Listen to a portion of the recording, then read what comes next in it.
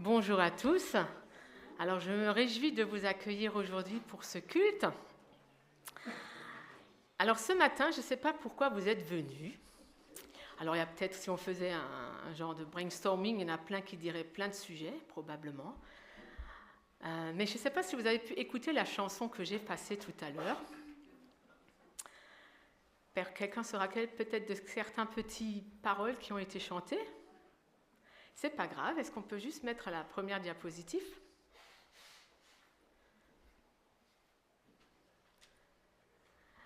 Alors j'aime beaucoup ce chant parce que ce chant finalement il met Jésus au centre.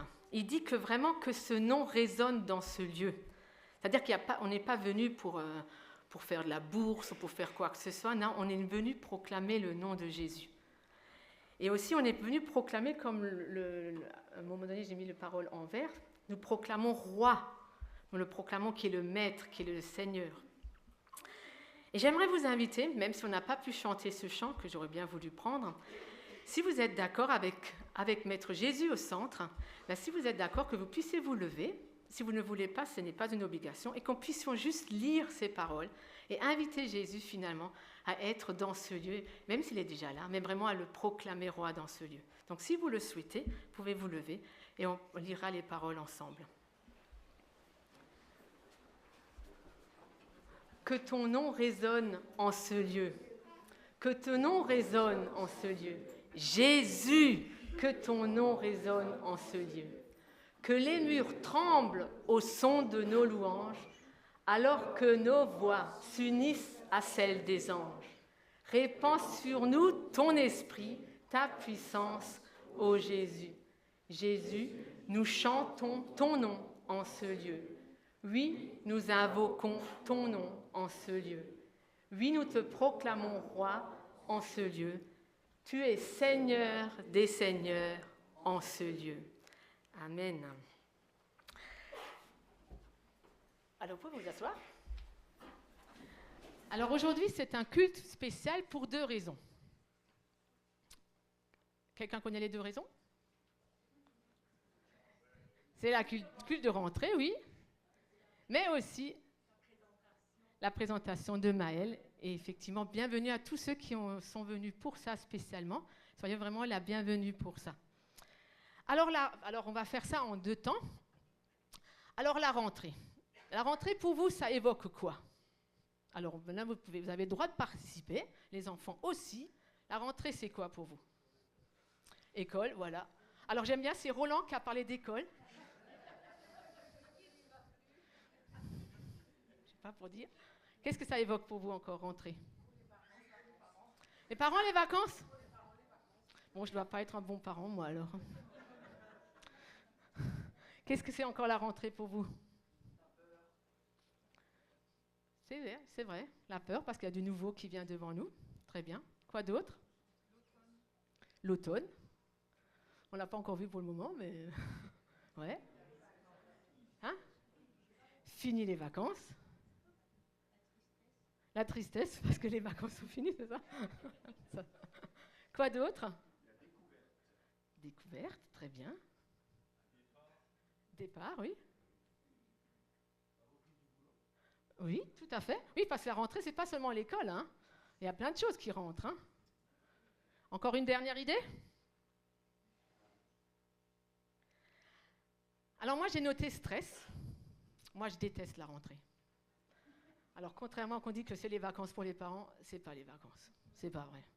Conduire à droite et à gauche, hein, il faut reprendre, refaire les formulaires, refaire les trucs, c'est juste non. Moi, non, j'aime pas du tout la rentrée. C'est vraiment un stress énorme. C'est un changement de rythme. Il faut nouveau se lever, plutôt. Voilà. Alors, c'est aussi des niveaux qui changent. Hein. On a forcément mûri, donc forcément grandi, donc des nouvelles découvertes pour certaines choses. Mais même dans les clubs, hein, je veux dire, on change de catégorie et tout ça. Et c'est vrai que je me suis dit que la rentrée, c'est aussi plein de défis. Plein de défis, encore une fois, à faire face. Et comme quelqu'un l'a dit, effectivement, la rentrée, c'est aussi, ça signifie aussi la fin de l'été et la fin des vacances. Alors finalement, avant de parler tout de suite, de venir justement sur ce qui est devant nous, revenons un peu à ce qui est derrière nous. finalement, l'été, qu'est-ce qu'on a retenu de l'été? Oui. En tout cas, pour moi, l'été a été un... J'ai eu l'impression que c'était qu'une journée, tellement c'était mouvementé avec plein de choses. Entre séminaires, colo de 15 jours, après déménagement de deux de mes enfants, après reprise au boulot avec des changements et tout. Je n'ai pas arrêté. C'était... je me suis dit, qu'est-ce que je dois retenir de cet été-là? Un stress que j'ai vieilli et que finalement, j'arrive plus à tout faire ou que je sais plus comment faire. Qu'est-ce qu'on retient de l'été? Qu'est-ce que vous avez retenu de votre été? Trop court. Pas mal. Oui, ça fait être ça. Alors moi, ce que j'ai retenu, même si j'avais plein de choses, moi, il y a quelque chose qui vraiment m'a marqué, et même s'il y a des défis, qu'il y a eu des défis, des moments difficiles pendant l'été, peut-être même aussi pour vous, ce que j'ai retenu, c'est justement que Jésus était là, que Jésus était présent pour moi, que Jésus était présent pour ma famille. Il m'a aidé dans plusieurs façons d'ouvrir les portes pour mes enfants aussi, enfin pour plein de choses. Et c'est vraiment ça que j'ai voulu retenir de cet été, que finalement Jésus est présent. Alors si Jésus était présent cet été, est-ce qu'il le sera maintenant que la rentrée est là? Alors, je sais que voilà, rentrée c'est égal à école et tout ça, mais je me suis dit, tiens, c'est forcément, où est Jésus? Il est présent. Et je me suis dit que je vais vous montrer que Jésus est présent même en français et en maths. Alors là, il y a des gens qui vont vous dire « Ah non, je ne veux plus retourner à l'école. » Ne vous inquiétez pas, ça va être tout sympa. Alors, je vais vous montrer démontrer que Jésus est présent, même quand on fait du français. On va voir si ça marche, ce truc.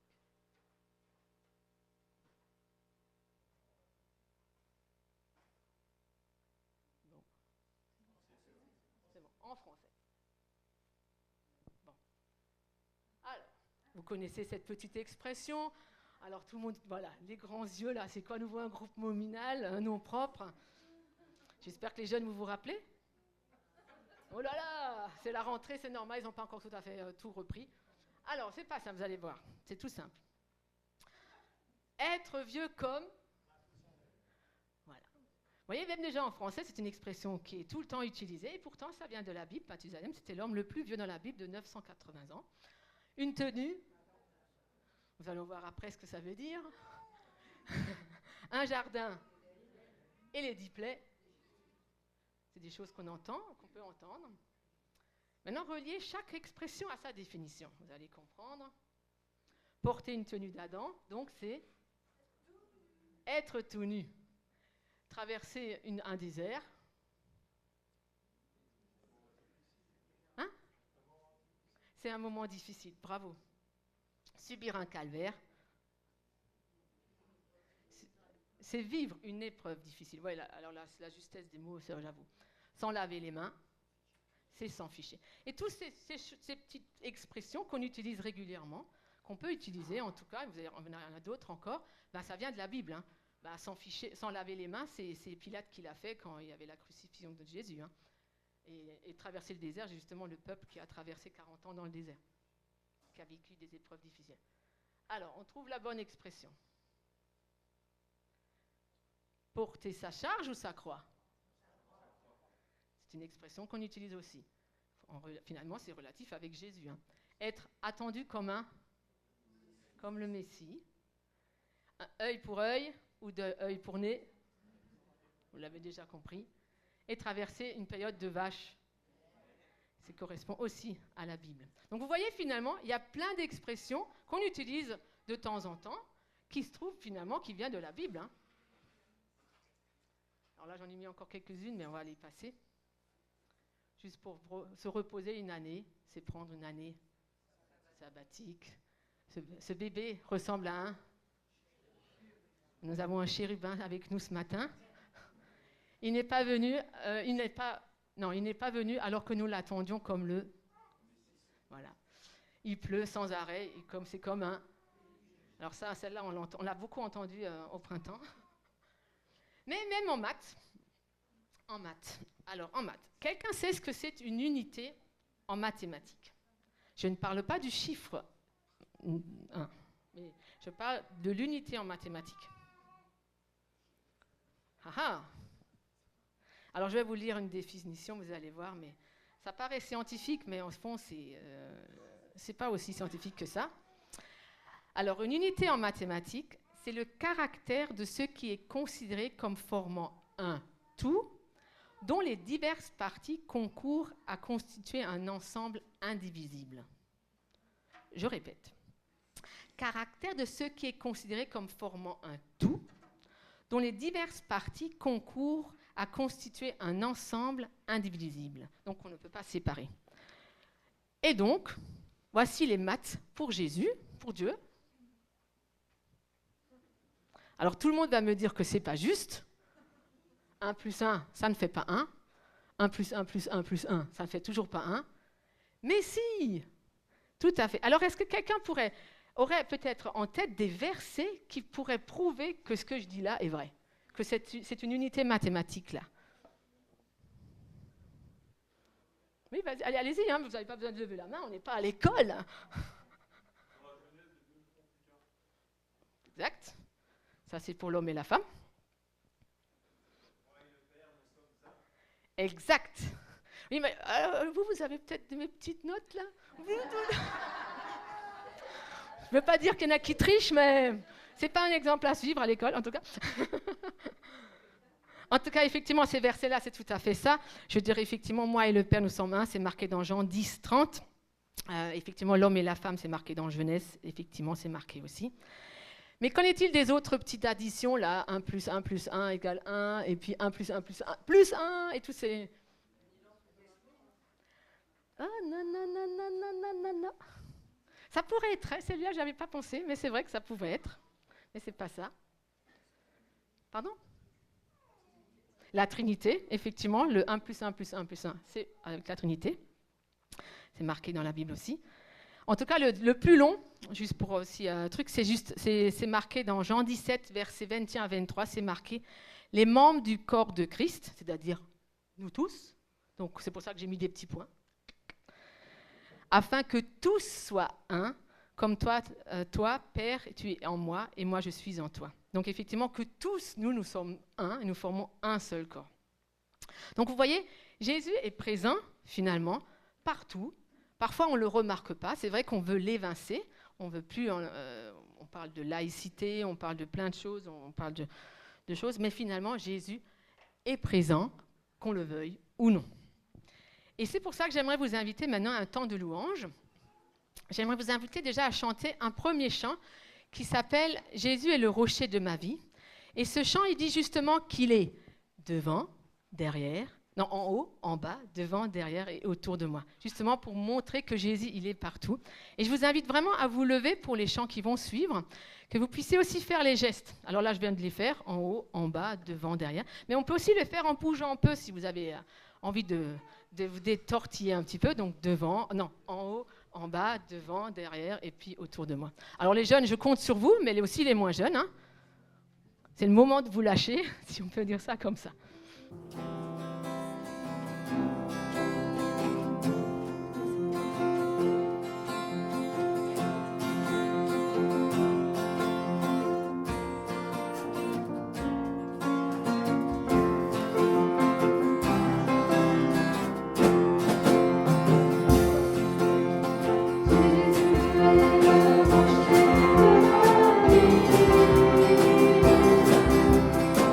Jésus est le rocher.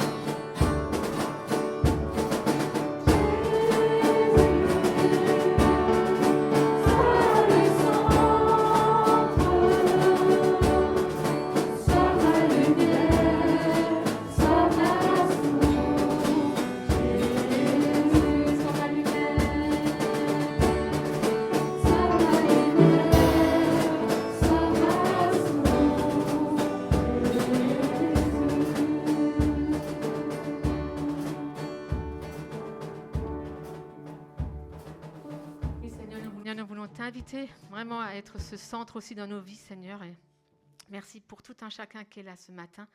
Merci parce que tu as prévu quelque chose de spécial pour chacun. Et vraiment, nous voulons te remercier pour ce moment qu'on puisse passer ensemble. Que vraiment nous puissions te louer et t'adorer pour ce Dieu merveilleux qui est, ce Dieu qui est présent malgré dans nos difficultés. Qu'on puisse vraiment le palper et le sentir, Seigneur. Merci beaucoup d'être accessible. Merci pour tout ce que tu veux nous apporter encore aujourd'hui. Que ceux qui désirent élever nos voix pour louer le Dieu puissent le faire maintenant.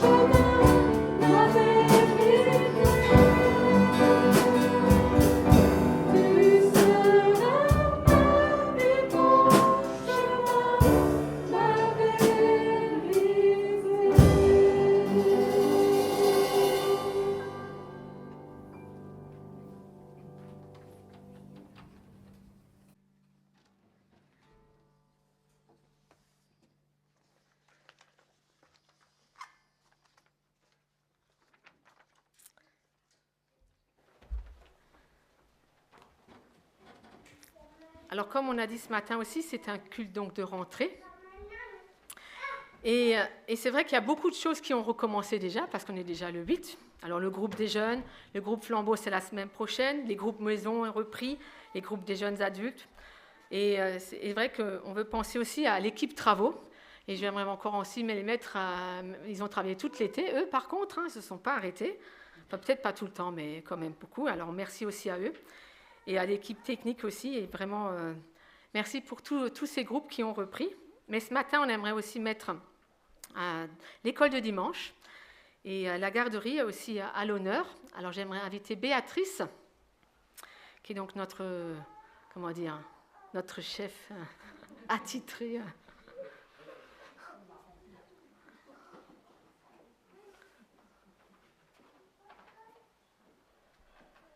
Alors, je te laisse le micro. Tu veux venir là? Ah, d'accord. J'ai les mains trop pleines. Ah, je te tiens alors. Voilà. C'est bien. Alors, en préparant ce moment, il m'est venu à l'idée que c'est devenu une tradition de faire venir les enfants. Alors, autant ceux qui ont l'âge de la garderie comme ceux de l'école du dimanche. Et à vous qui êtes présents tout au long de l'année, vous connaissez ces enfants. Vous connaissez leur nom. Mais eux ne vous connaissent pas tous. Et j'ai réalisé ça la semaine dernière quand on a fait une petite activité pour donner une petite carte aux plus âgés de notre assemblée. Alors, donc, eux ne vous connaissent pas tous. Donc, je vous encourage, vous, adultes, parents, grands-parents, à parler à ces enfants à la fin du culte, à aller vers eux, à leur poser des questions, à leur demander comment ils vont. Et je vous assure qu'ils seront contents de voir qu'on s'intéresse à eux. Et bien sûr, ce que je vous demande, c'est aussi de prier pour eux. Ils ont vraiment besoin qu'on les entoure. Et ne cessons pas d'apporter nos enfants à Dieu pour qu'il les dirige dans la bonne voie, pour qu'ils fassent des bons choix, pour que Dieu leur donne des copains sûrs et pour qu'ils aient soif de connaître Dieu. Et je vous demande aussi de prier pour les parents qui ont cette grâce et cette responsabilité de les élever et de les enseigner.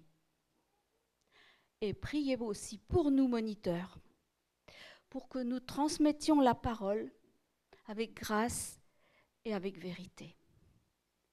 Que Dieu reçoive toute la gloire dans ces choses. Et je vais appeler maintenant les enfants.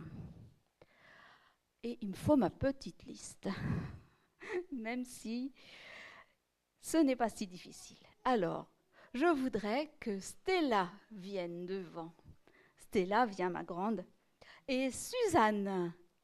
Alors, ce sont nos deux plus jeunes, parce que nous formons un groupe qui a un écart d'âge entre 8 ans et entre 13 ans. Alors, il y a Mathis. Viens Mathis. Il y a Salomé. Il y a Abigail. Il y a Lucas. Et il y a aussi Éline. Alors, Éline, qui sera la plus âgée, mais qui n'est pas là ce matin. Alors, comme moniteur, il y aura Céline. Céline n'est pas disponible aujourd'hui, sans doute. Evelyne, veux-tu te lever, Evelyne? Et donc, moi, nous ferons à 3 l'école du dimanche. Et nous avons aussi la garderie. Est-ce que tu veux venir, Gaëlle? Tu veux pas venir? Ça ne fait rien, mon poussin, ça ne fait rien. Alors, il y a Gaëlle, il y a Simon, son petit frère, et nous avons un tout petit dernier qui est Maël. Alors, on va le laisser là-bas pour l'instant. Hein? Et les dames qui font la garderie seront Yvette, avec Sabine, et puis aussi Florian et Anne-Catherine qui n'oublient pas de prêter main forte. Voilà donc nos groupes pour cette année. Et pour terminer, je vais donner aux enfants des petits signets à distribuer pour vous encourager, pour les glisser dans votre Bible, pour vous encourager à prier pour eux. Merci. Alors avant qu'ils quittent, on va prier pour eux. Il ne faut pas qu'ils partent tout de suite comme ça. Hein. Seigneur, j'aimerais vraiment te remercier déjà pour aussi les moniteurs et les monitrices de la garderie de l'école du dimanche. Merci parce qu'ils ont à cœur de servir dans ce domaine, parce que c'est vrai que c'est important de commencer à jeune âge, de parler de toi.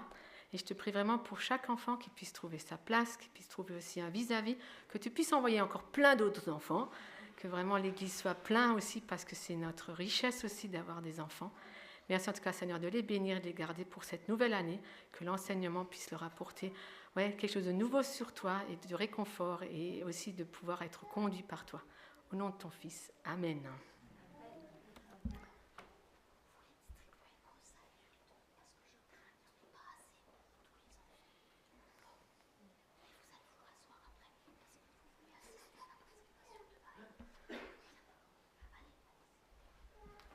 Donc ils vont vous distribuer à chacun un signet.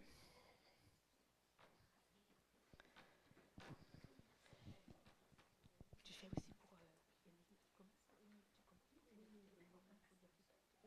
et après nous on fait la suite. Très bien.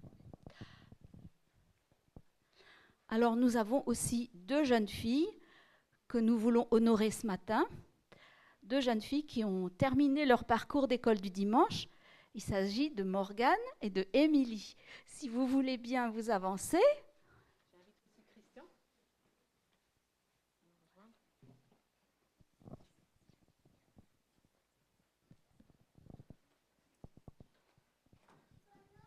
Pour une fois, honneur aux hommes. Je te laisse commencer. Voilà, on aimerait prier aussi pour Morgane et Émilie. Et puis avec Daniel, on va remettre aussi donc tout à l'heure un petit livre, voilà, que vous pourrez lire, qui va certainement aussi que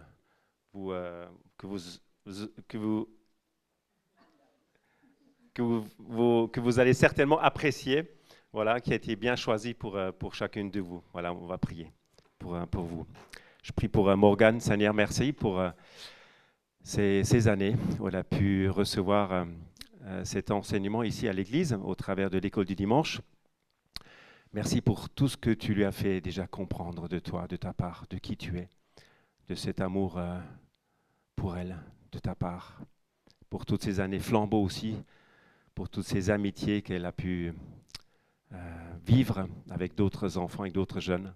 Seigneur, en tout cas, je te la remets, je te prie de continuer ton œuvre dans son cœur et de l'aider à te découvrir davantage encore, afin qu'elle puisse t'aimer en retour, parce que toi tu l'as aimé et tu l'aimes toujours encore. Tu es ce Dieu qui est fidèle et merci de la conduire dans cette étape aussi pour elle, avec le lycée maintenant et ces changements aussi à l'internat, Seigneur.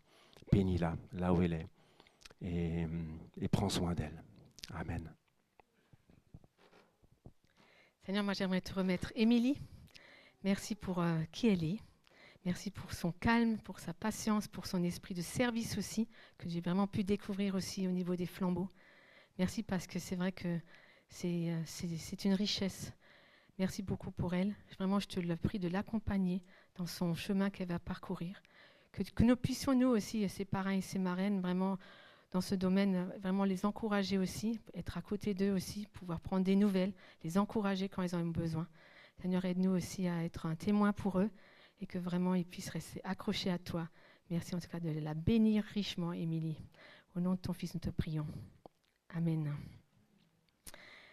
Alors, Émilie, j'ai eu un petit bouquin pour toi, La dernière prière. Alors, j'espère qu'il y en a, que ça va faire plein de prières, que ce n'est pas juste la dernière. Mais je pense qu'il y a vraiment quelque chose d'intéressant à lire dans ce livre. Alors, je te lis la petite carte. À l'aube du changement, Jésus te dit « Je suis avec toi. Compte sur moi. Avec toute l'Église, je te souhaite de rester fidèle au Seigneur, de compter sur lui en tout temps. Qu'il te bénisse dans ta famille, avec tes amis, à l'école. Amitié. Et Béatrice, et nous tous.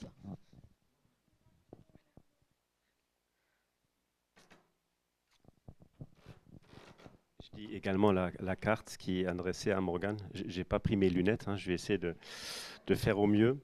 Alors, chère Morgane, avec toute l'Église de Wörth, je te souhaite une belle vie avec le Seigneur. Il t'accompagnera dans toutes les choses nouvelles que tu appréhenderas, peut-être. Jésus promet d'être à tes côtés. Il est le spécialiste qui tient ses promesses. Voilà pour toi.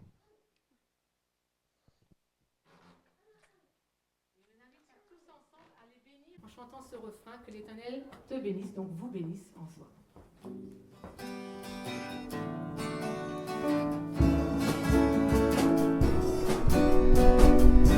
peut se lever?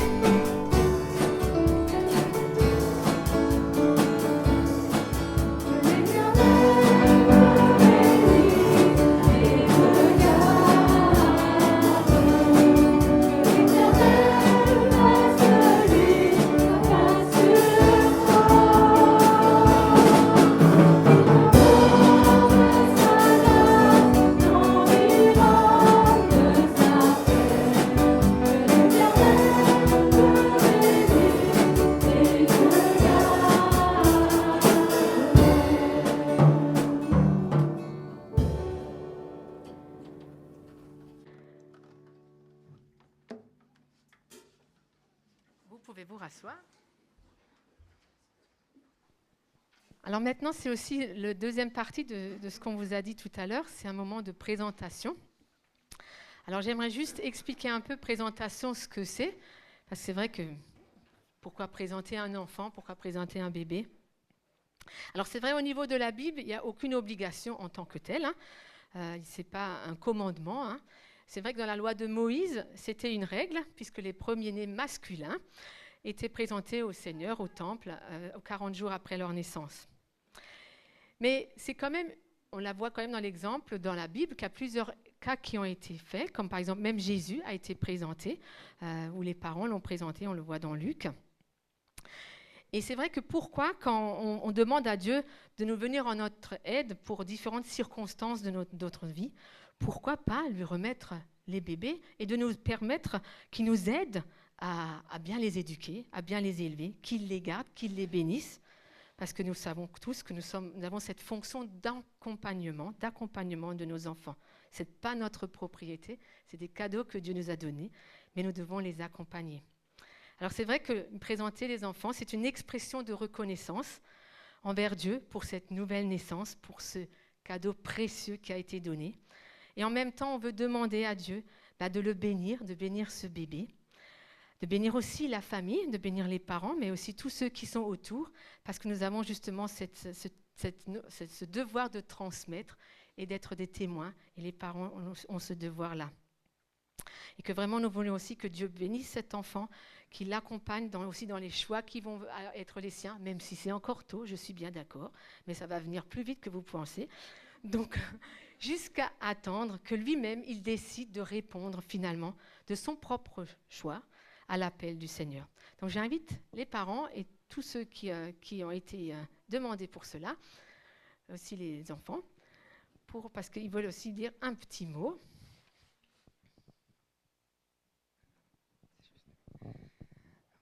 Voilà, bonjour à ceux que je n'ai pas encore salués. Alors, je vais du coup répéter certaines choses que Daniel a déjà dites. Si on prend la parole, c'est tout d'abord pour exprimer notre reconnaissance à Dieu et lui rendre gloire. Comme pour nos deux premiers enfants, Mathis et Stella, on peut affirmer que Maël est un cadeau de Dieu, un immense cadeau, mais aussi qu'il a été désiré et attendu par nous, ses parents d'abord, et puis ensuite par tout le reste de la famille. Nous sommes très reconnaissants pour sa vie, pour sa bonne santé, pour sa présence dans notre famille, qui, même s'il ne sait pas encore faire grand-chose, nous apporte déjà beaucoup de joie.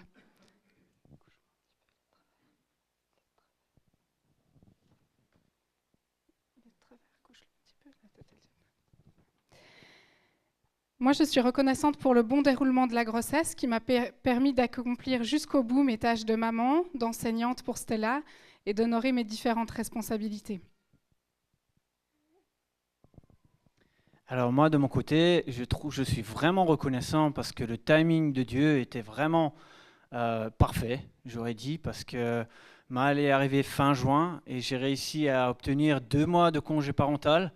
Et c'était les 2 mois d'été, juillet et août, où on a pu vraiment passer des bons moments en famille ensemble. Donc on est vraiment reconnaissant aussi pour cela. C'est aussi dans cet esprit de reconnaissance que le verset de naissance que nous avons choisi pour Maëlle est le psaume 103, verset 17. « La bonté de l'Éternel dure d'éternité en éternité pour ceux qui le craignent, et sa justice demeure pour les enfants de leurs enfants. »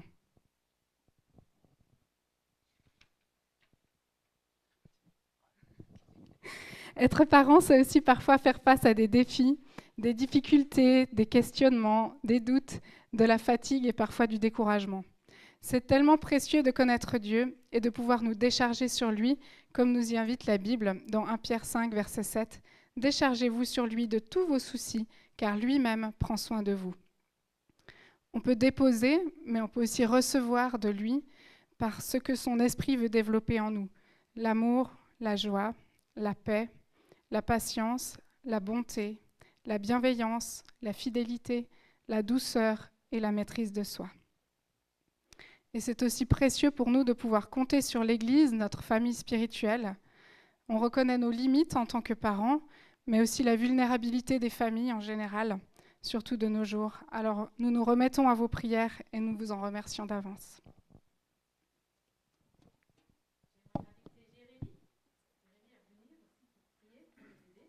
Et la famille. Je vous invite à prier.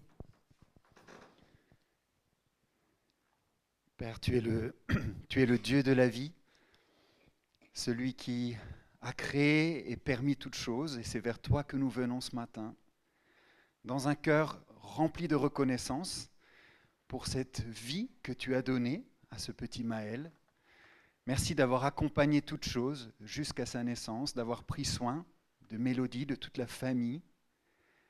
On veut se réjouir avec eux ce matin et nous voulons te les confier tout spécialement, te demander de les bénir, de les entourer, de veiller sur eux, sur leur vie, et en particulier pour Maël, te demandons de le protéger, de l'accompagner dans toutes les étapes de vie que tu places devant lui. Merci parce que tu le connais parfaitement et te demandons vraiment de l'accompagner, te demandons de le bénir et te demandons aussi qu'il puisse un jour te rencontrer, te connaître.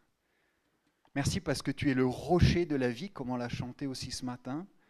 Et je te prie pour Mélodie, pour Thomas, pour qu'ils puissent continuellement s'appuyer sur toi, que tu puisses vraiment les équiper dans ce rôle de parents qu'ils ont aussi à cœur de porter, aussi en s'appuyant sur toi. On te demande de les bénir, de les fortifier, de donner à Mathis et Stella beaucoup de joie dans ce rôle aussi de grand frère, grande sœur, que tu puisses aussi les bénir en cela et de continuer de bénir toute cette famille. Te demandons aussi de nous aider en tant qu'Église à veiller, à prendre soin d'eux, à être un soutien, un encouragement. Merci parce qu'ensemble, on peut s'en remettre à toi. Au nom de Jésus-Christ. Amen. Tous ensemble, en tant qu'assemblée, on reprend le chant. Que l'Éternel bénisse et te garde. Que l'Éternel fasse lui la face de toi. Accorde sa grâce en vivant de sa paix. L'Éternel te bénisse et te garde.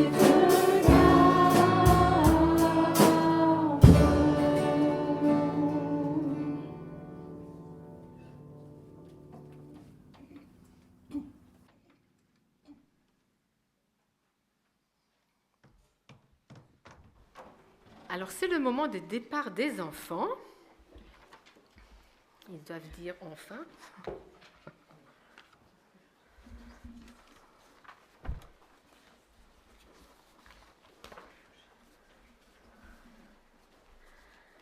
Alors avant de céder la place à Jérémie pour le message, on va faire les annonces. Alors il y en a plusieurs, mais je vais les faire très courtes et après je vais aussi laisser la place à Christian. Alors j'aimerais juste revenir donc sur le programme de la semaine. Donc il est disponible, je pense que certains l'ont déjà pris.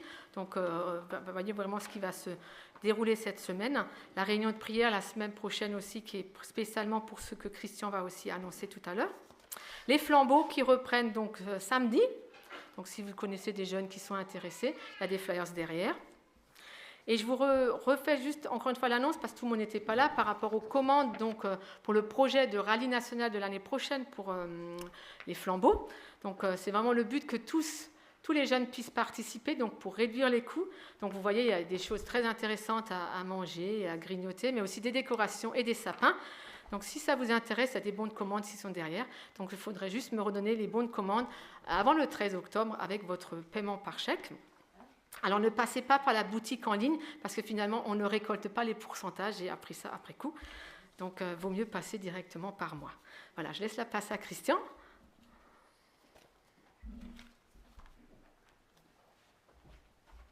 Elisabeth, tu peux mettre le flyer s'il te plaît. Alors j'ai pris des notes pour pas être trop long et pour dire l'essentiel par rapport à ce projet avec Emmanuel Mainline. Donc c'est un projet en réseau avec l'église de Soultz. Alors conférence publique, les pièges de l'ésotérisme, donc dans nos locaux. Alors l'objectif de ce week-end est multiple. J'aimerais rappeler l'objectif parce que c'est important de savoir pourquoi finalement on organise un tel week-end. Alors déjà, savoir de quoi on parle quand on entame le sujet de l'ésotérisme et aussi de l'occultisme. Mais qu'est-ce que c'est tout ça? Qu'est-ce qui se cache derrière ce mot? Voilà comment fonctionne ce monde spirituel et quelle est son ampleur dans notre société actuelle. Un autre objectif, c'est faire connaître les potentiels dangers qu'il peut y avoir dans les médecines alternatives. Là-dedans, on peut retrouver aussi l'hypnose. Un autre objectif, finalement, qu'est-ce que la Bible enseigne à ce sujet? Et aussi, comment accompagner une personne qui souhaite sortir de ce monde. Et avec ce thème, Emmanuel Mainline présentera l'Évangile, donc l'Évangile de Jésus-Christ. Et je vous donne un petit témoignage que Emmanuel m'avait laissé lors d'un échange par mail. En novembre dernier, à Morteau, dans le Jura, un homme qui avait des dons médiumniques a participé à la conférence publique et au séminaire. Et lui et son épouse se sont convertis. Voilà, suite à ce week-end. Gloire à Dieu. Alors, je reviens au flyer. Donc, vendredi soir à 20h, il y a une conférence publique ouverte à tous. Donc, vous pouvez inviter pour cette conférence. Les flyers A5 ne sont pas encore arrivés. L'info vous sera donnée. Donc, ils seront donc disponibles pour inviter personnellement. Samedi, séminaire public ouvert à tous également. Et puis dimanche, culte avec Emmanuel. Donc, il va prêcher ce jour-là. Alors, pour organiser un tel événement, il faut du monde et je vous fais rapidement connaître les besoins. Donc, j'ai préparé 3 listes pour les différents besoins que je vais mettre dans l'entrée. Alors, une liste pour noter si vous emmenez du salé ou sucré prévu pour la collation du vendredi soir après la conférence. Voilà, donc elle sera derrière. Une autre liste pour s'inscrire au séminaire du samedi. Donc samedi, il y aura un séminaire sur la journée de 10h à 17h. C'est pour que nous ayons une idée approximative du nombre de personnes qui seront présentes ce jour-là. Donc vous trouvez le détail de ce séminaire également sur cette liste qui sera à l'arrière. Ne manquez pas vraiment ces rencontres qui sont vraiment importantes aussi pour nous en tant que chrétiens, mais aussi pour ceux qui ne sont pas encore dans la foi. Il y aura 2 temps le matin, 2 temps l'après-midi, entrecoupés par des pauses, et le midi, chacun emmènera son casse-croûte. Et une dernière liste pour d'autres besoins pour le week-end. Donc allez la consulter et inscrivez-vous pour tel ou tel besoin. Et vous pouvez déjà noter 2 rencontres de prière spécifiques pour ce week-end-là. À Soultz, le lundi 16 septembre à 20h, dans la salle de culte habituelle. Cette salle se trouve dans la cour intérieure de la mairie, donc à Soultz. Et le mardi 24 septembre, donc ici à l'église, à 20h. Cette date, elle est au niveau du programme du mois.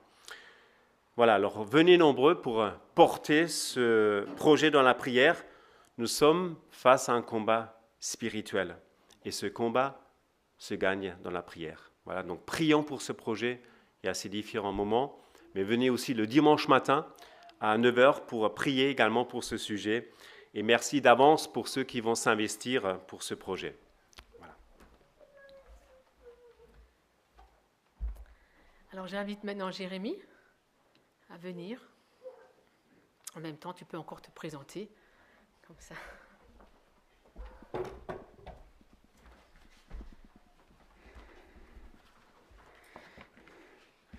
Voilà, bonjour à chacun, chacune. Je me réjouis de vous retrouver. Daniel a dit vite un petit mot de présentation. Donc, je suis marié avec Tabitha qui vient de partir avec notre petit dernier. On a 4 enfants, une fille, 3 garçons. Et ça fait 6 ans que j'ai la joie de servir au niveau de l'église de Soultz. Et je me réjouis de démarrer cette nouvelle année un peu différente, avec cet engagement dans le cadre de ce réseau d'églises Word Soultz et de démarrer aussi un engagement à ce niveau ici. Donc il me tarde d'apprendre à mieux vous connaître aussi les uns les autres, à connaître nos histoires, à découvrir ce que Dieu fait dans nos vies, dans l'Église, etc. Donc vraiment, je me réjouis. Et je me réjouis de pouvoir apporter la parole ce matin. On a déjà pas mal parlé de rentrée. Et pour moi, rentrée, c'est souvent synonyme de nouveauté. Certains, ça a été dit, ont démarré un nouveau cycle d'études. Certains sont rentrés dans une nouvelle classe.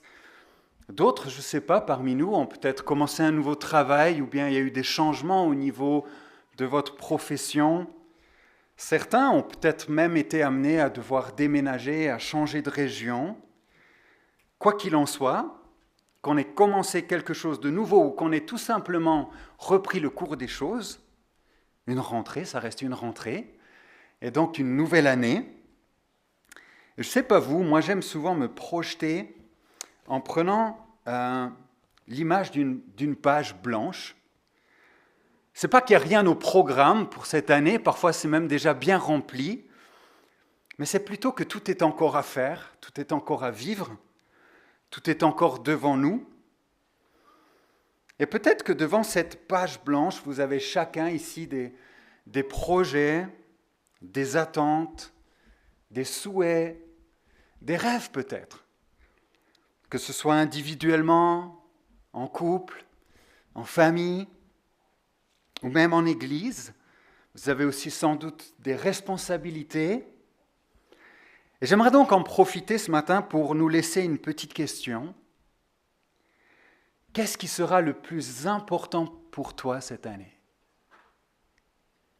Prenez le temps de réfléchir à ça. Qu'est-ce qui sera le plus important pour toi cette année ? Tu sais, quand tu arriveras au terme de cette année puis que tu en feras le bilan,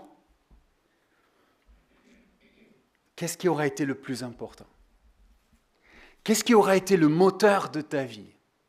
Parce que très souvent, ce qui est important pour nous devient le moteur de ce qu'on fait. Qu'est-ce qui aura été le moteur de ta vie ? De tes choix ? Et qui fera que tu pourras te dire, ce que j'ai pu faire ou ce que j'ai vécu, de facile ou de difficile, par la grâce de Dieu, ça en valait la peine. Alors j'aimerais nous inviter à y réfléchir un peu ce matin en regardant ensemble un texte qui se trouve dans l'évangile de Matthieu, si vous avez vos Bibles avec vous. Un texte qui probablement est familier pour la majorité d'entre nous, mais même s'il devait nous être familier, je prie qu'on puisse laisser Dieu nous rejoindre toujours à nouveau à travers sa parole, qu'il puisse parler à nos cœurs ce matin. se trouve dans l'évangile de Matthieu, donc, au chapitre 5, les versets 13 à 16. Matthieu 5, versets 13 à 16.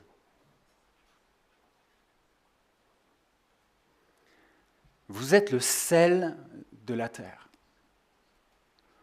Mais si le sel perd sa saveur, avec quoi la lui rendra-t-on ? Il ne sert plus qu'à être jeté dehors et piétiné par les hommes. Vous êtes la lumière du monde. Une ville située sur une montagne ne peut pas être cachée. Et on n'allume pas non plus une lampe pour la mettre sous un seau, mais on la met sur son support et elle éclaire tous ceux qui sont dans la maison. Que de la même manière, votre lumière brille devant les hommes afin qu'ils voient votre belle manière d'agir et qu'ainsi ils célèbrent la gloire de votre Père céleste. C'est la parole de Dieu. Et voici comment je résumerai notre texte de ce matin. Dans un monde qui en a tant besoin, Jésus nous appelle, cette année encore, à vivre une vie qui interpelle. Dans un monde qui en a tant besoin, Jésus nous appelle cette année encore à vivre une vie qui interpelle. Et j'aimerais vous proposer courtement de relever 3 idées ensemble. La première idée, c'est qu'on a un rôle à jouer. La deuxième idée, c'est qu'on a un défi à relever. Et la troisième idée, c'est que nous avons un but à atteindre. Un rôle à jouer, un défi à relever, un but à atteindre. On a un rôle à jouer. Le texte qu'on vient de lire s'inscrit dans ce que nous appelons le sermon sur la montagne, qui commence au tout début du chapitre 5, puis qui s'en va jusqu'à la fin du chapitre 7, et dans lequel Jésus va enseigner toute une série de leçons de vie à ses disciples. Ce ne sont pas des leçons de vie en vue de devenir disciples. La Bible nous enseigne que nous sommes disciples par le moyen de la foi. Ce sont donc des leçons de vie à ceux qui sont déjà disciples et à qui Jésus veut rappeler ce à quoi devrait ressembler leur manière de vivre et donc à quoi devrait ressembler la nôtre aussi aujourd'hui si nous sommes disciples de Jésus-Christ. Et ce qu'on peut voir assez rapidement dans notre texte, c'est que Jésus utilise pour cela 2 images, le sel et la lumière. 2 images vraiment très simples et qui vont pourtant servir l'une et l'autre à illustrer l'un des rôles importants que Jésus veut confier à ses disciples. Et c'est ce qui nous amène donc à devoir comprendre le sens et l'utilité de ces 2 images. Et c'est ce qu'on va donc essayer de faire un peu ensemble. On va commencer par regarder l'image du sel. C'est d'ailleurs avec cette image que Jésus commence. Et quand on s'intéresse un petit peu au contexte de l'époque, on peut découvrir que le sel était utilisé de très nombreuses manières.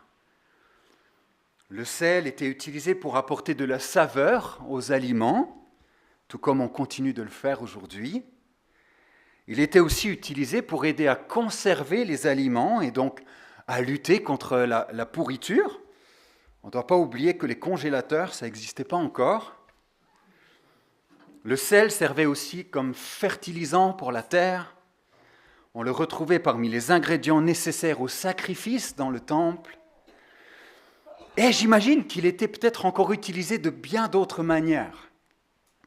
D'ailleurs, si vous regardez notre texte, on n'a aucune indication pour nous aider à savoir si Jésus faisait plutôt référence à telle ou telle utilisation du sel. Jésus se contente plutôt de nous donner une illustration générale. Mais avec ce qu'on vient de relever du sel, il me semble que cette illustration met en avant à quel point le sel est capable de marquer une différence là où il est utilisé. Pour le dire autrement, le sel, quel que soit le contexte dans lequel il est utilisé, ne pouvait pas passer inaperçu. Un plat sans sel, ça se remarque. Merci beaucoup. Une viande qui n'est pas conservée dans le sel, ça se remarque aussi, etc. Et si le sel, parce qu'il est du sel, marque une telle différence, Jésus veut montrer ici à ses disciples qu'il devrait en être de même pour eux dans ce monde. Si le sel, parce qu'il est du sel, marque une différence dans son contexte, un disciple de Jésus, parce qu'il est un disciple, devrait marquer une différence dans son contexte, dans sa famille, dans son travail. Et cette différence, elle consiste en quoi ? Eh bien, c'est ce qu'on retrouve justement dans tout le sermon sur la montagne, à savoir de vivre selon les valeurs et l'espérance du royaume de Dieu. Vivre en tant que disciple, c'est vivre selon les valeurs et l'espérance du royaume de Dieu. Des valeurs qui touchent à tous les domaines de la vie. Jésus en parcourt de nombreuses dans le sermon sur la montagne et qui nous amènent à ne plus vivre pour nous-mêmes, mais pour Dieu, à ne plus vivre selon nos critères, nos valeurs, mais selon le standard de Dieu. Des valeurs qui nous portent à rechercher ce qui plaît à Dieu, ce qui honore Dieu. C'est ce qu'on retrouve d'ailleurs au verset 16 de notre texte, si vous regardez, où il est justement question de vivre et d'agir d'une belle manière. Et cette belle manière, c'est quoi ? C'est de vivre d'une manière où Dieu est glorifié. Lorsque ma vie témoigne aux autres que j'appartiens désormais à Jésus-Christ et que mes valeurs veulent devenir les siennes. Est-ce qu'on est d'accord avec ça ? En tout cas, si on est d'accord, alors ça veut dire qu'on a un défi à relever. Et c'est mon deuxième point. Et ce défi n'est autre que de s'approprier cet appel et de le vivre. Vivre cet appel à être sel de la terre, à porter les valeurs et l'espérance du royaume de Dieu dans tout ce que nous vivons, afin de porter ces valeurs dans un monde qui en a tant besoin. Il y a quelque temps en arrière, j'ai eu l'occasion de relire ce livre de David Platt, Le vrai changement, c'est maintenant. Je ne sais pas s'il y en a qui le connaissent. Ouais. Un livre vraiment que je vous encourage à lire. Dans ce livre, l'auteur nous raconte un petit peu son voyage dans les montagnes de l'Himalaya et les différentes rencontres assez poignantes avec les habitants de la région, des hommes et des femmes comme vous et moi, mais confrontés à des besoins spirituels et matériels hors du commun. Et alors que David Platt progresse dans son voyage, il va commencer à rencontrer des hommes et des femmes qui, en étant profondément touchés par la situation de ces personnes, ont décidé un jour de tout quitter et de venir s'installer dans ces montagnes afin d'y apporter leur aide et l'espérance en Christ.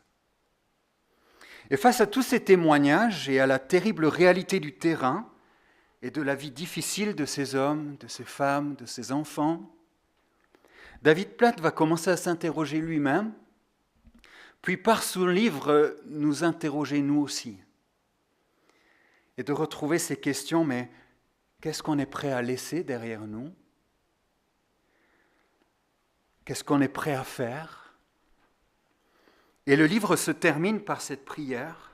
« Seigneur, montre-moi ce qui doit changer dans ma vie pour qu'elle puisse contribuer à en transformer d'autres, en apportant l'espérance en Christ à ce monde aux besoins spirituels et matériels immenses. Seigneur, montre-moi ce qui doit changer dans ma vie pour qu'elle puisse contribuer à en transformer d'autres, en apportant l'espérance en Christ à ce monde aux besoins spirituels et matériels immenses. » Et je trouve que ce témoignage et cette prière viennent trouver un écho particulier à notre texte de ce matin.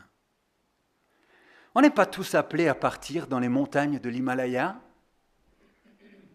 Mais on est tous appelés à porter les valeurs et l'espérance du royaume de Dieu là où il nous a placés. Dans tout ce que nous vivons, à commencer dans notre propre vie, dans notre foyer, dans notre famille, puis dans notre vie professionnelle, à l'école, dans nos loisirs, et bien entendu ici dans l'Église. Seigneur, montre-moi ce qui doit changer dans ma vie pour qu'elle puisse contribuer à en transformer d'autres. J'aime cette prière parce qu'elle relève le fait qu'il y a parfois des choses qui doivent changer dans ma vie en vue d'apporter un meilleur témoignage. Et par meilleur témoignage, j'entends un témoignage toujours plus authentique, cohérent, fidèle. Et je crois que ça rejoint parfaitement notre texte où Jésus pointe la réalité qu'il est parfois possible de devenir un disciple qui finit par perdre sa saveur. Et qui passe donc finalement à côté de la mission que Jésus nous a justement appelés à porter, celle d'être le sel de la terre, celle de porter les valeurs et l'espérance du royaume de Dieu. Vous êtes le sel de la terre. Mais si le sel perd sa saveur, avec quoi la lui rendra-t-on ? Il ne sert plus qu'à être jeté dehors et piétiné par les hommes.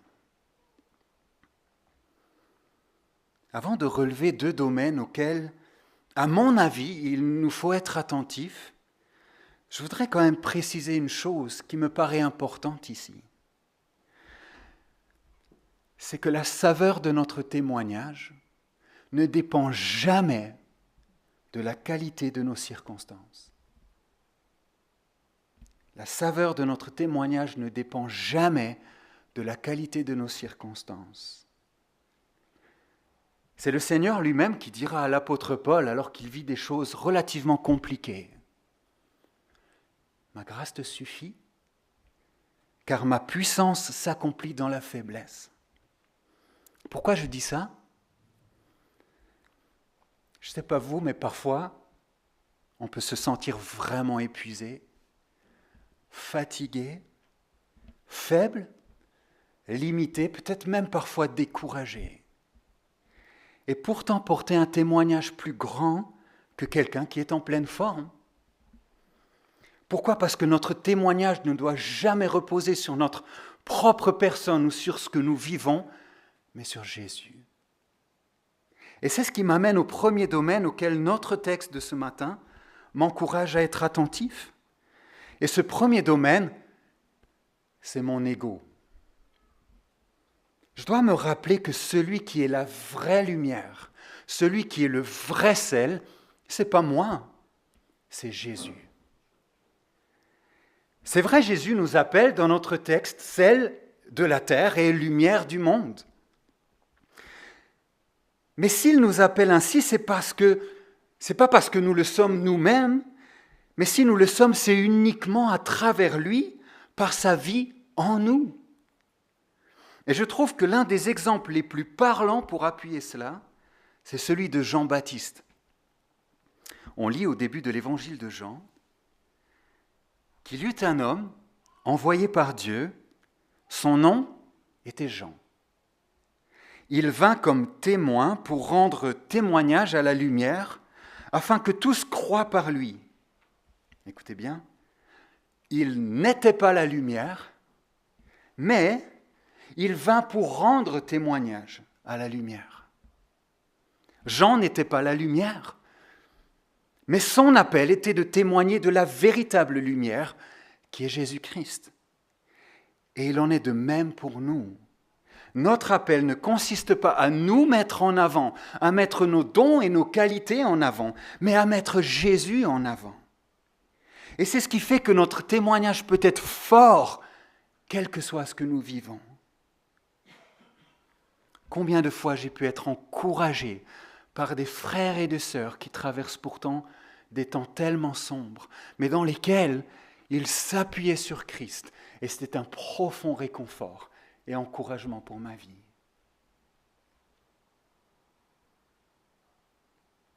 ce qui fait que notre témoignage est fort, c'est lorsque Christ est mis en avant. Voilà pourquoi j'ai besoin de lui. J'ai besoin de m'abandonner à lui. J'ai besoin de passer du temps avec lui. J'ai besoin d'être chaque jour rempli de lui. J'ai besoin de sa grâce et d'être toujours à nouveau encouragé d'investir du temps pour rencontrer Dieu au quotidien. Et quel rappel précieux pour ce début d'année.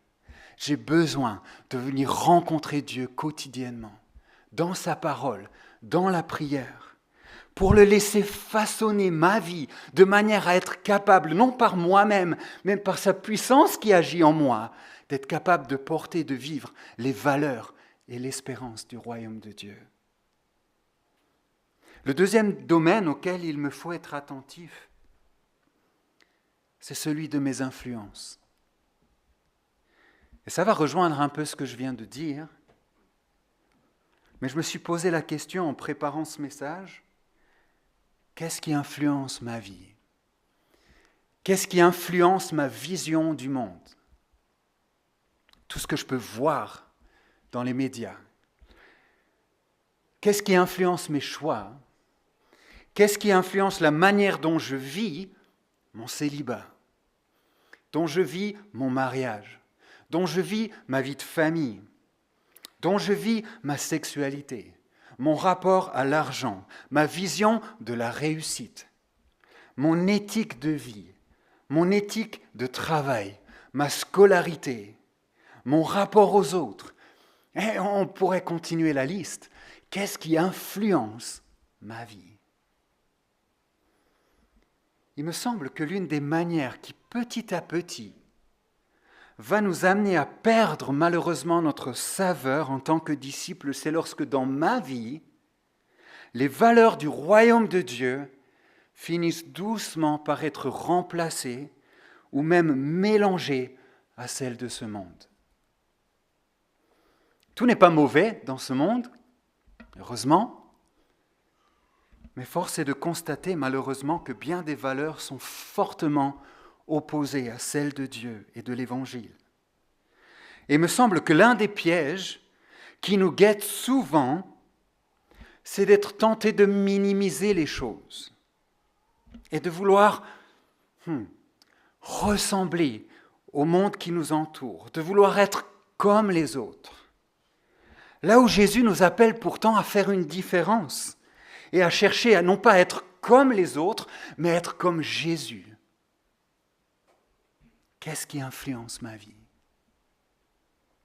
Quelqu'un disait, nous ne pouvons pas influencer le monde pour Dieu si nous laissons le monde nous influencer. Ce qui me ramène une fois encore à Dieu et à sa grâce et à l'importance pour ma vie de venir le rencontrer au quotidien et de laisser sa parole et son esprit modeler et façonner ma vie, ma vision des choses, de sorte que je puisse apprendre avec courage, il faut le reconnaître, à porter les valeurs et l'espérance du royaume de Dieu dans ce monde qui en a tant besoin. Mais je crois que je dois être conscient aussi de ce qu'il me faut parfois laisser de côté, de ce qu'il me faut abandonner en raison de leur mauvaise influence.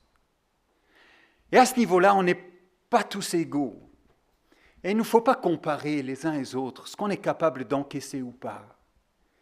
Mais simplement pour nous faire réfléchir. On ne peut pas d'un côté vouloir écouter Dieu et continuer d'écouter dans l'inverse des choses qui nous influencent dans l'autre sens. Seigneur, montre-moi ce qui doit changer dans ma vie pour qu'elle puisse contribuer à en transformer d'autres. Mais seulement, ça ne s'arrête pas là. Vivre les valeurs du royaume de Dieu, c'est excellent. Mais si nous restons cachés, si nous gardons cela pour nous-mêmes, alors on manque quelque chose. Et c'est pourquoi Jésus, dans notre texte, ajoute une deuxième image, celle de la lumière. Je relis les versets 14 et 15. « Vous êtes la lumière du monde. Une ville située sur une montagne ne peut pas être cachée.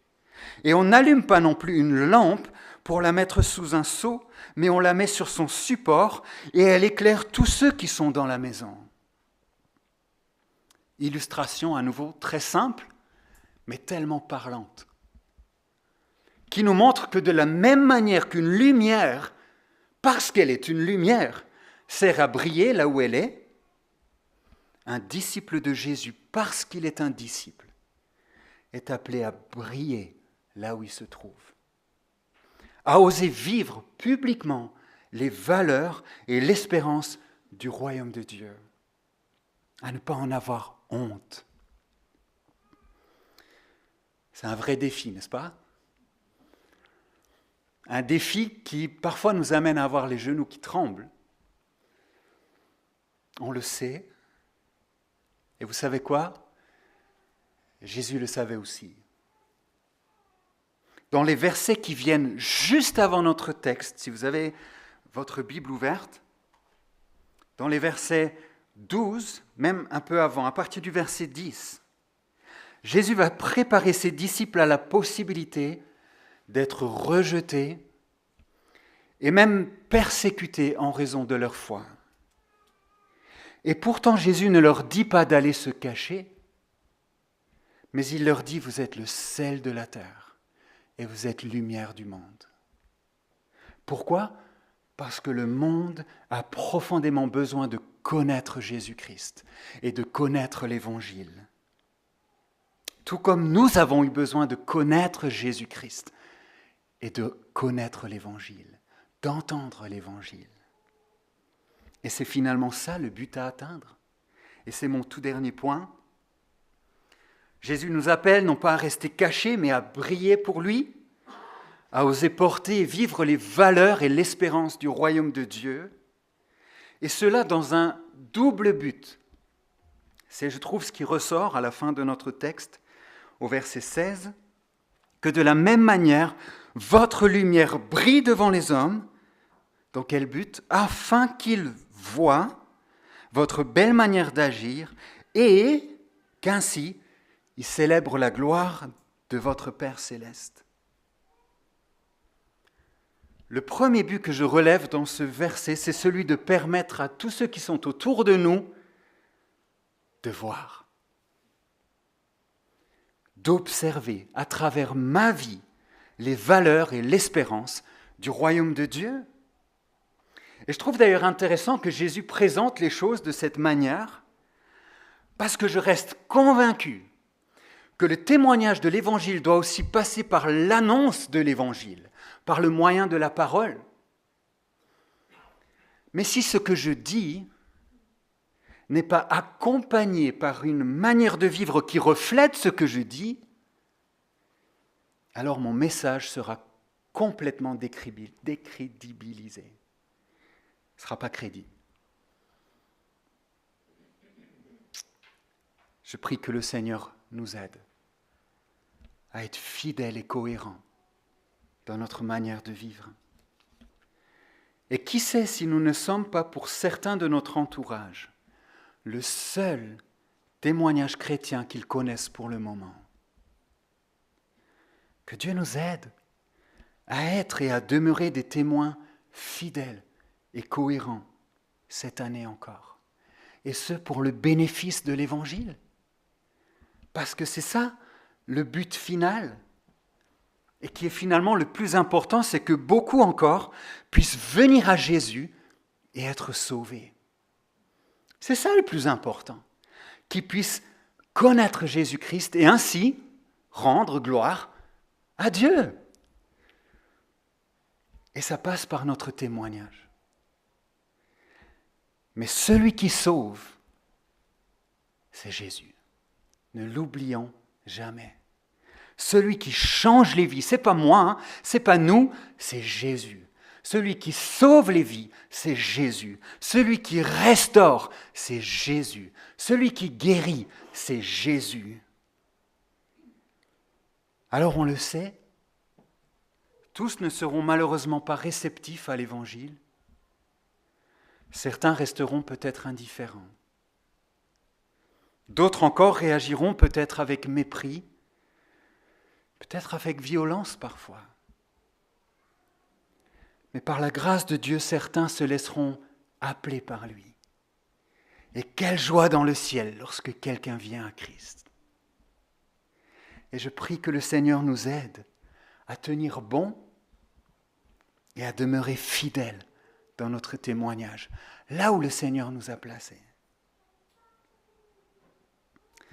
Je ne sais pas à quoi ressemblera notre feuille blanche d'ici 1 an.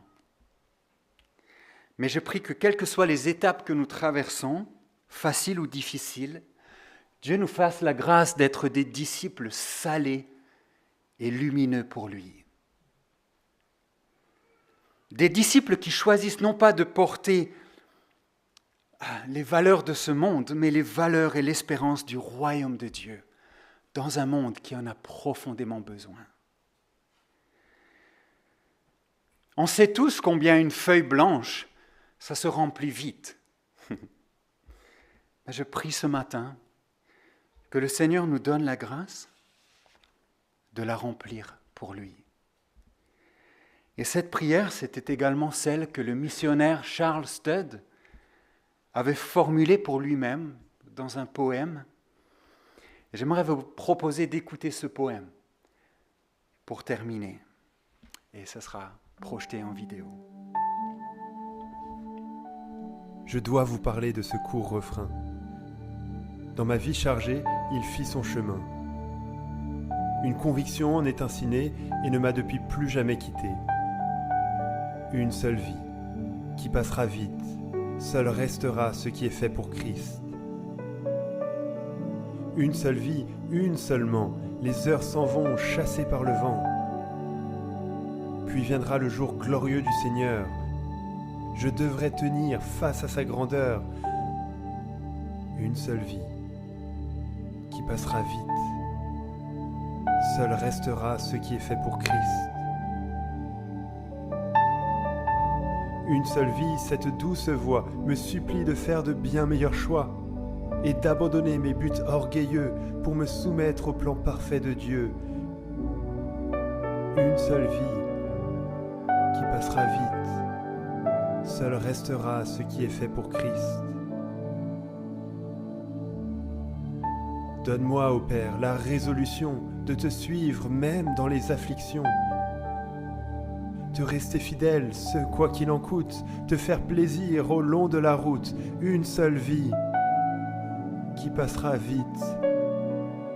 Seul restera ce qui est fait pour Christ. Une seule vie, juste une ici-bas. C'est ta volonté qui s'accomplira. Et quand prendra fin la dernière scène, je pourrais redire, ça valait la peine. Une seule vie qui passera vite. Seul restera ce qui est fait pour Christ.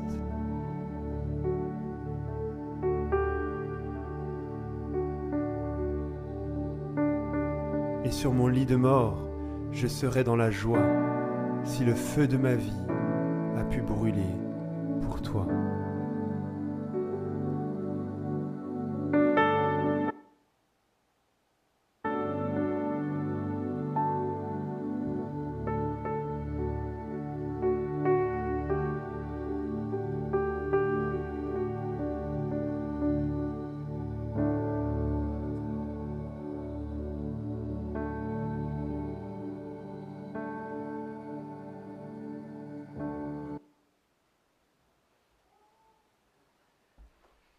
Je vous invite à prier.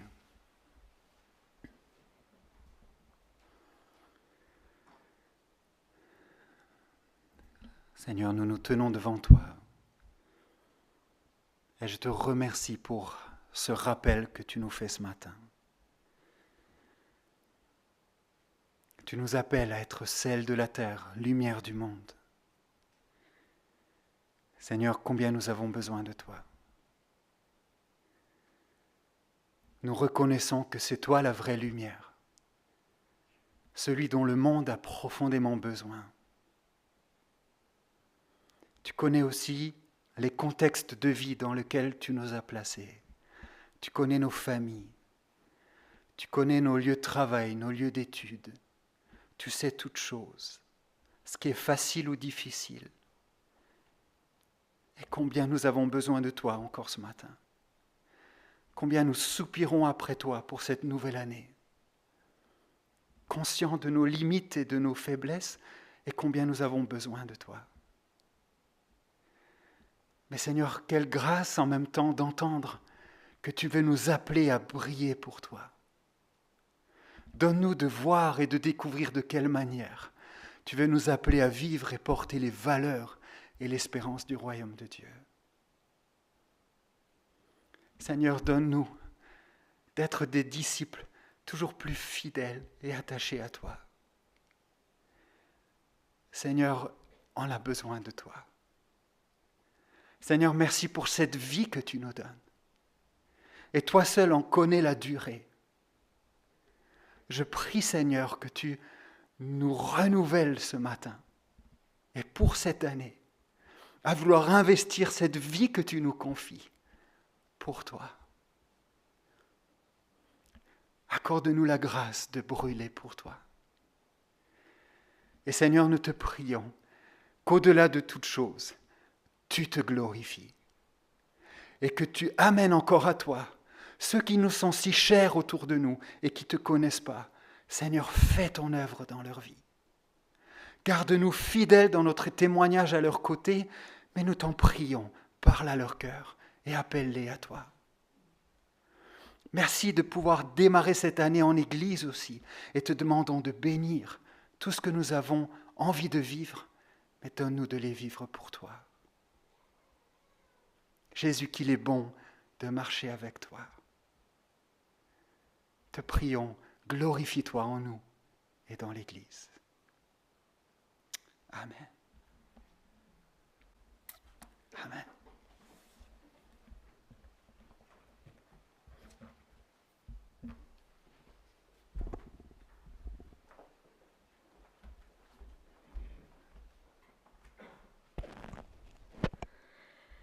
Merci pour ce précieux rappel.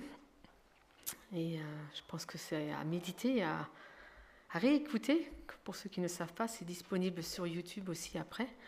Donc vraiment, réécouter, c'est toujours que Jésus soit vraiment notre objectif, notre centre aussi dans nos vies, dans la semaine. Pour terminer ce culte, je vous invite à chanter un dernier chant. Vraiment un chant de bénédiction pour vous tous, pour tous les groupes qui ont commencé, pour aussi votre rentrée, pour votre travail et tout ça, que Dieu puisse vraiment vous accompagner. Enfin, il veut le faire, c'est à vous aussi de l'accepter, de l'accueillir. Donc je vous invite à vous lever pour qu'on puisse prendre ce dernier chant ensemble. Juste aussi pour rappel, il y a une agape qui est prévue après le culte, donc ceux qui désirent rester, vous pouvez.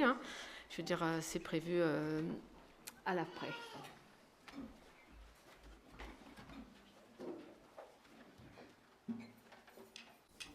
Thank you.